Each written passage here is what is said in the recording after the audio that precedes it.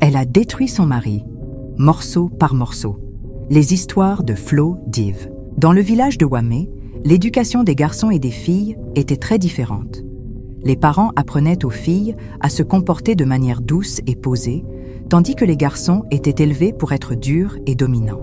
Tout comportement contraire à cela était vu comme une anomalie, un démon à chasser. Tel était le sort de Didier, un jeune homme calme, introverti et réservé. Depuis l'enfance, Didier avait dû faire face à des jugements injustes à cause de sa personnalité. Il était courant que les gens l'insultent et le traitent de fille ou de faible, simplement parce qu'il ne se comportait pas comme la société l'attendait. Ses parents le frappaient souvent parce qu'il était trop doux, et sa mère ne cessait de lui rappeler qu'il était un homme, qu'il se marierait un jour et serait chef de famille. Il devait donc agir en homme.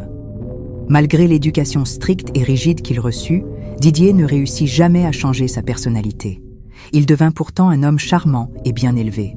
Mais alors que la pression pour changer devenait insupportable, Didier décida de quitter son village pour en rejoindre un autre où personne ne le connaissait. Il croyait qu'un nouveau départ lui permettrait de rencontrer des personnes capables de le comprendre et de l'accepter tel qu'il était. Didier s'installa dans un autre village. C'était un jeune homme très talentueux. Il se lança dans la création de superbes motifs et vêtements teints à la main. Il les confectionnait chez lui, puis les vendait au marché. Grâce à son travail régulier et soigné, il attira rapidement de nombreux clients, jusqu'à recevoir de grosses commandes. Vanessa et Delphine, deux jeunes femmes du village, admiraient beaucoup ses créations. Elles eurent enfin l'occasion d'en acheter, car Delphine venait de se fiancer et allait bientôt se marier. Elles se rendirent à la boutique de Didier ce jour-là pour faire leur choix. Il y avait tellement de beaux modèles qu'elles ne savaient que choisir. Didier remarqua leur hésitation et leur proposa son aide. « À quelle occasion allez-vous porter le tissu ?» demanda-t-il. Delphine répondit « Mon mariage approche et j'ai besoin d'un tissu magnifique pour ce jour-là. » Didier regarda autour de lui, puis choisit un superbe tissu vert. « Le voilà, il t'ira parfaitement, c'est un excellent choix pour une mariée, » dit-il en lui tendant le tissu. En voyant le motif, Delphine s'exclama « Waouh, c'est parfait !» dit-elle en riant. Elle paya, puis elles quittèrent la boutique. Quelques jours plus tard, Delphine croisa Didier sur le chemin du retour du marché et l'aborda. « Excusez-moi, monsieur, » dit-elle en le saluant.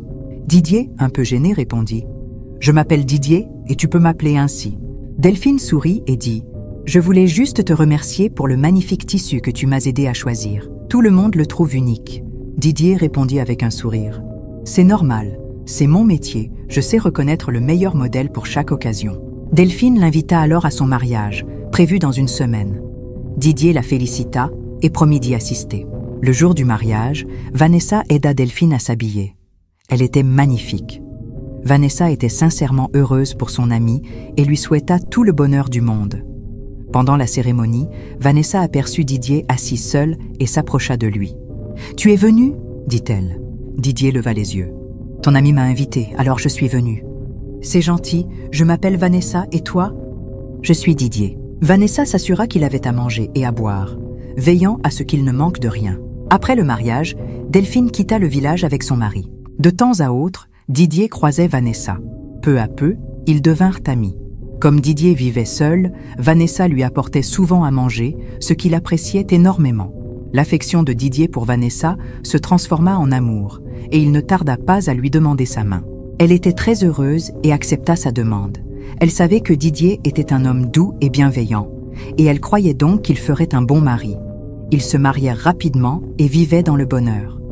Vanessa avait appris à comprendre la personnalité de Didier, et elle la respectait, même si parfois elle souhaitait qu'il soit un peu plus dur, comme les autres hommes. Didier, de son côté, avait remarqué que Vanessa avait un tempérament colérique, qu'elle s'énervait facilement. Mais il croyait qu'ils sauraient gérer cela ensemble, et que ce ne serait pas un problème. Pauvre Didier, il ne savait pas que la vie lui réservait d'autres plans. Tout changea lorsque Vanessa tomba enceinte, quelques mois après leur mariage. Un matin, Vanessa se réveilla en se plaignant de nausées et de faiblesse. « Je ne me sens pas bien, Didier. Mon corps est tout bizarre. Je suis épuisée et j'ai même envie de vomir. Je crois que j'ai attrapé le palu. » Didier la regarda avec inquiétude. « Oh, je suis désolée. Je pense qu'on devrait aller à l'hôpital. Mais d'abord, laisse-moi t'acheter du cola bien frais, ça aidera à calmer les vomissements. » T'inquiète, ça va aller. Ils allèrent à l'hôpital ce matin-là et le médecin confirma qu'elle était enceinte. Ils furent tous deux très heureux et commencèrent à se projeter dans l'arrivée de leur bébé. Mais soudainement, Vanessa arrêta de faire quoi que ce soit à la maison. Un soir, Didier rentra de son commerce et demanda ce qu'il y avait à manger. Vanessa lui répondit « Ah, je n'ai rien cuisiné, j'attendais que tu reviennes pour que tu cuisines. » Didier, surpris, lui demanda « Est-ce que ça va? Il y a un problème ?» Vanessa explosa de colère. « Il faut qu'il y ait un problème pour que je décide de ne pas cuisiner? Je t'ai dit que j'attendais que tu reviennes pour faire à manger. Alors s'il te plaît, va cuisiner, j'ai faim. » Didier se leva en silence et alla préparer le dîner. Le lendemain matin, avant qu'ils ne partent au marché, Vanessa avait déjà sorti tout le linge sale. « Tu dois laver tout ça. Moi, je n'ai pas de force. » Didier répondit calmement. « Si je reste pour laver maintenant, je vais être en retard au marché. Je laverai ce soir en rentrant. » Mais Vanessa ne voulait rien entendre. « Donc tu veux que ces habitants restent ici avec mon bébé et moi, à sentir mauvais? Si tu ne les laves pas maintenant, tu ne vas nulle part. » Didier, ne voulant pas de problème, surtout pas avec sa femme, se mit tranquillement à laver les vêtements avant de sortir. Et dès ce jour-là, ce fut sa nouvelle réalité. Il lavait les vêtements le matin avant de partir au travail et préparait le dîner le soir en rentrant. Vanessa vit que Didier ne réagissait pas mal à son comportement, alors elle en profita pour aller encore plus loin. Didier pensait que c'était à cause de la grossesse. Il avait entendu dire que certaines femmes devenaient très difficiles pendant cette période, alors il ne se fâchait pas. Il priait en secret pour que tout cela s'arrête après l'accouchement. Vanessa prit l'habitude de crier sur Didier pour la moindre chose. Et quand Didier lui demandait de se calmer à cause de son état, elle prenait des objets pour les lui lancer. Peu à peu, elle commença à devenir violente physiquement avec lui. Puis, le pire arriva. Ce soir-là, Didier rentra à la maison comme d'habitude et alla préparer le dîner. Après avoir cuisiné, il servit le repas. Vanessa goûta la nourriture et la recracha aussitôt. Elle se leva, furieuse. « Est-ce que je ne t'ai pas déjà dit que je n'aime pas quand il y a trop de piment dans ma nourriture? Tu veux me tuer, mon enfant et moi, avec ton piment? Didier, ça ne marchera pas pour toi. » Didier fut surpris et goûta la nourriture. « Mais il n'y a même pas de piment dedans, dit-il. » Vanessa le gifla violemment. « Tu veux dire que je mens? Si je dis qu'il y a du piment, alors il y a du piment. Ce que tu dois faire maintenant, c'est aller recuisiner. » Didier resta là sans bouger, la regardant. Vanessa cria encore plus fort. « J'ai dit maintenant !» Alors que Didier se retournait pour aller cuisiner à nouveau, Vanessa poussa soudain un cri en tenant son ventre. Didier se précipita vers elle, affolé. « Que se passe-t-il » Elle poussa un deuxième cri, et avant même qu'il ne comprenne ce qui arrivait, du sang commença à couler le long de sa jambe. Didier la porta rapidement à l'hôpital. Mais une fois sur place, le médecin leur annonça qu'il était trop tard. Vanessa venait de faire une fausse couche. Le cœur de Didier se brisa. Pourquoi cela leur arrivait-il? Il avait tellement attendu le jour où cet enfant naîtrait.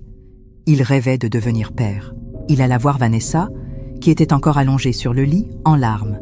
Didier s'approcha pour la consoler. C'était une perte douloureuse pour eux deux, et plus que jamais, ils avaient besoin l'un de l'autre. Même si le bébé n'en était qu'à ses premiers mois, il représentait une lueur d'espoir dans leur vie. Mais désormais, cet espoir était brisé. Vanessa fut rapidement autorisée à quitter l'hôpital, et ils rentrèrent chez eux. Didier croyait que leur vie reprendrait comme au début, mais ce qu'il ignorait, c'est que Vanessa s'était habituée à le malmener. Sa douceur rendait cela facile pour elle. Et maintenant, elle allait encore plus loin.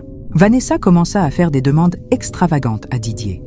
Elle lui ordonnait d'acheter des objets coûteux, et lorsqu'il ne les achetait pas, elle le frappait violemment, puis le forçait à lui remettre l'argent qu'il avait ramené ce jour-là. Et quand il revenait avec peu d'argent, elle l'accusait de le dépenser pour d'autres femmes avant de le battre encore. La situation devint si pénible que Didier appréhendait désormais de rentrer chez lui. Le seul endroit où il trouvait la paix, c'était dans sa boutique, seul. Un jour, alors que Vanessa était seule à la maison, son amie Delphine vint lui rendre visite. Vanessa fut surprise de la voir. Cela faisait des années qu'elle ne s'était pas vue depuis son mariage. Elles se prirent dans les bras et commencèrent à parler du bon vieux temps. Vanessa demanda à Delphine ce qu'elle faisait ici.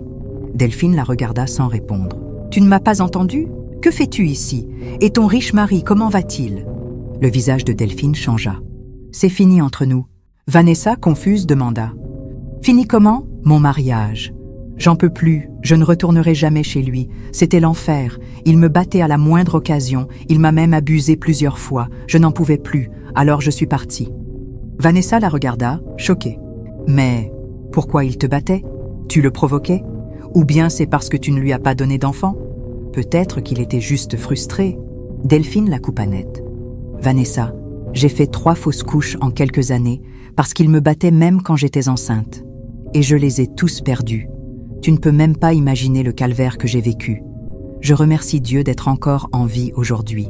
Puis elle lui demanda « Et toi? Ton mari Didier, comment il va? Comment se passe ton mariage ?»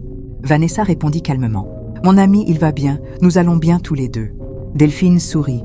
« Tu sais que tu as de la chance? Didier est un homme bien, et des hommes comme lui, il n'y en a presque plus. Tu as beaucoup de chance de l'avoir. » Vanessa sourit faussement. « Tu as raison, ma chère. Je suis vraiment chanceuse. » Mais après le départ de Delphine, Vanessa se parla à elle-même. « Un homme me battre? Jamais. Ça, c'est impossible. Je suis bien contente de ne jamais avoir laissé Didier croire qu'il pouvait me dominer. Je dois même augmenter la dose pour lui montrer que je ne suis pas à prendre à la légère. » Et dès lors, Vanessa redoubla de violence envers Didier. Un matin, Delphine passa leur rendre visite et fut surprise de voir Didier en train de laver les vêtements, pendant que Vanessa était tranquillement assise sans rien faire. Elle salua Didier et alla directement voir Vanessa. « Vanessa, qu'est-ce que tu fais ?» demanda Delphine. Vanessa la regarda confuse. « Que veux-tu dire ?» Delphine continua, inquiète. « Pourquoi est-ce que Didier est en train de laver les vêtements ce matin au lieu d'être à sa boutique, pendant que toi, tu ne fais rien? J'espère que ce n'est pas ce que je pense. » Vanessa s'énerva immédiatement. « Garde ce que tu penses pour toi. Ce qui se passe chez moi ne te regarde pas. Apprends à rester en dehors de mes affaires si tu veux encore être mon amie. » Delphine était choquée. Était-ce vraiment la même Vanessa dont elle avait été si proche autrefois? Pourquoi traiter Didier comme un domestique? Elle savait que Didier était doux et calme, mais ce n'était pas une raison pour le rabaisser de cette façon. Elle eut beaucoup de peine pour lui. Ne supportant pas une telle méchanceté, elle quitta la maison. Vanessa, furieuse, appela immédiatement Didier. Elle se mit à le frapper avec une spatule en bois, l'accusant d'avoir laissé Delphine lui parler avec insolence. Puis, elle l'empêcha de sortir pour aller à sa boutique ce jour-là. Pendant tout ce temps, Didier ne pouvait en parler à personne. Qui allait le croire? Après tout, pourquoi une femme frapperait-elle un homme? Alors, il endurait tout cela en silence, priant simplement que cela prenne fin un jour. Ce qu'il ignorait, c'est que Vanessa voyait un autre homme en secret. Elle prévoyait même de s'enfuir avec lui. Un soir, Delphine passa voir son amie Vanessa pour lui donner quelques conseils. Mais ce qu'elle vit la glaça. En entrant dans la cour, elle vit Vanessa courir après Didier avec une spatule en bois à la main. Delphine se cacha rapidement pour ne pas se faire frapper. Vanessa ressemblait à une bête enragée. Elle aurait pu tuer n'importe qui sur son passage ce soir-là. Delphine se mit à courir après Didier, qui venait de fuir la maison. Lorsqu'elle le rattrapa, elle tenta de le calmer et l'amena chez elle. Elle lui donna à manger et à boire. Didier était rempli de honte et de regret. Il maudit le jour où il avait décidé d'épouser Vanessa. Il pensait qu'elle le comprenait, qu'elle lui offrirait la paix, mais elle avait utilisé sa douceur contre lui. Ce soir-là, Didier retourna chez lui. Mais Vanessa n'était plus là. Il trouva juste une note sur la table, écrite de sa main. « Cher ex-mari, je te quitte pour de bon. J'ai trouvé un homme riche et fort, un vrai homme qui sait s'occuper d'une femme, pas une mauviette comme toi. Ne me cherche pas, car je ne reviendrai jamais. Bon débarras. » Didier resta sans voix. Il ne savait même pas comment réagir. Il ne s'attendait pas à ça. Non seulement elle le maltraitait, mais en plus elle le trompait. Double tragédie. Il ne dormit pas cette nuit-là. Il pleura jusqu'à s'endormir. Toute sa vie, on l'avait mal jugé, incompris. Il avait même dû quitter son village pour chercher la paix ailleurs, et il était tombé sur un cauchemar. Il ne souhaiterait même pas à son pire ennemi d'avoir une épouse comme Vanessa. Mais cette nuit-là, pour la première fois depuis 2 ans, Didier dormit paisiblement comme un bébé. Le lendemain matin, en se réveillant, il réalisa pleinement que son cauchemar de femme était parti. C'était un mélange d'émotions. Sur le chemin de sa boutique, il croisa Delphine, qui lui demanda comment Vanessa avait réagi la veille. Didier lui dit calmement « Elle m'a quitté pour un autre homme ». Delphine eut le cœur brisé pour lui. Elle compatit profondément. Elle-même avait été victime d'un mariage violent, mais elle était partie pour sauver sa vie. Et maintenant, Didier traversait la même chose. La vie était décidément imprévisible. 2 mois après le départ de Vanessa, Didier reçut une nouvelle choquante. Vanessa était morte.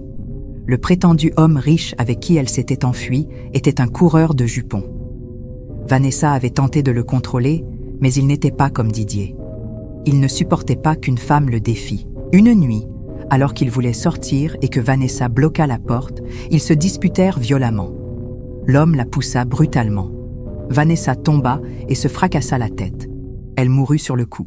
Pris de panique, l'homme fit sa valise, verrouilla la pièce et s'enfuit cette nuit-là.